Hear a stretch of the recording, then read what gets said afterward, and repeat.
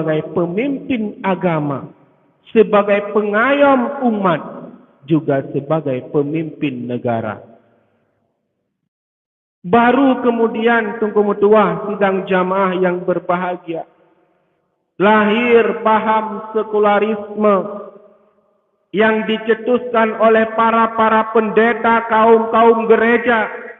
yang mencoba untuk memisahkan antara agama dengan negara, mendiktomi pemisahan urusan politik dengan agama,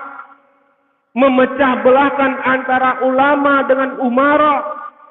yang diakibatkan oleh pengaruh paham sekularisme